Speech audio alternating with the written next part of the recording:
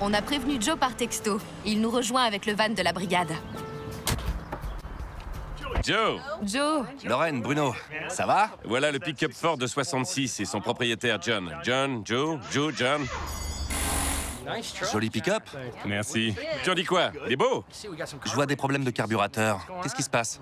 On a des tas de soucis. Je l'ai vu sur Internet, alors je l'ai acheté. Je pensais que ce serait sympa de le retaper pour emmener la famille faire une virée. Il y a une fuite de carburant, le moteur rame. Et si on allait voir ça de plus près? Regarde sous le capot, je vais examiner l'intérieur et toi l'extérieur. je fais le tour. John, regardons ce qui se passe au niveau du carburateur. Stéphanie a pensé que j'étais dingue quand je l'ai acheté. Elle m'a sorti.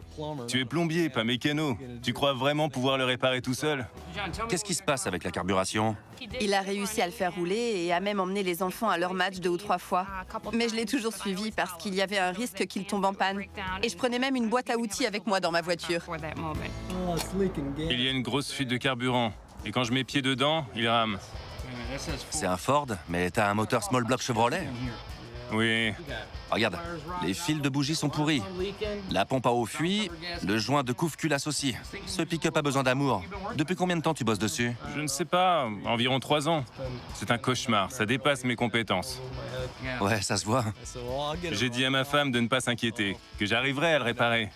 Mais j'ai été occupé, je n'ai pas eu le temps. On peut régler ça, mais est-ce qu'il y a d'autres démons que je devrais connaître? L'échappement et la suspension posent problème. La suspension? Tu me fais peur. Et si t'allais voir ce que fait Bruno à l'intérieur? Moi, je vais me glisser sous le pick-up pour jeter un œil à la suspension. John, examinons l'intérieur de la cabine. Ouh! J'ai vu pire, mais aussi beaucoup mieux. Il faut dégager ça, on a besoin de nouveaux sièges. C'est encore plus inconfortable que ça en a l'air, même si c'est difficile à croire. C'est quoi cette odeur? On dirait du musc et de l'essence. Le réservoir est juste derrière toi et il fuit méchamment. Ah ouais, je sens, ça craint. Il faut baisser les vitres quand on roule et on sent les gaz d'échappement en sortant. S'il y a une chose qu'une femme comprend, c'est qu'on ne veut pas de cette odeur sur les vêtements ou dans les cheveux. C'était une option en 66? Non, On peut le réparer. Les jauges marchent au moins. seulement la moitié d'entre elles. D'accord.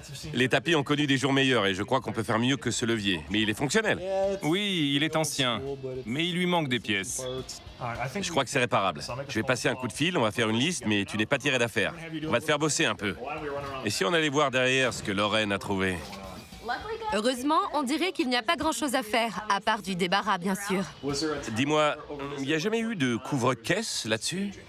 Si, il y en avait un, mais il était très usé, alors je l'ai jeté à la poubelle. Ouais, mais tu sais quoi? Globalement, l'intérieur de la benne est en bon état. Ce n'est pas trop rouillé, ça va nous faire gagner du temps. Carrément, c'est un bon point. Et je crois que Joe doit être en dessous de nous en train d'examiner la suspension. Joe, Yo, ça donne quoi? je sais pas, mais le lien plastique qui tient le câble de frein à main fait très custom. C'est joli. Super! Alors, ça craint? Ouais, c'est assez méchant. 3 des 4 amortisseurs sont fusillés.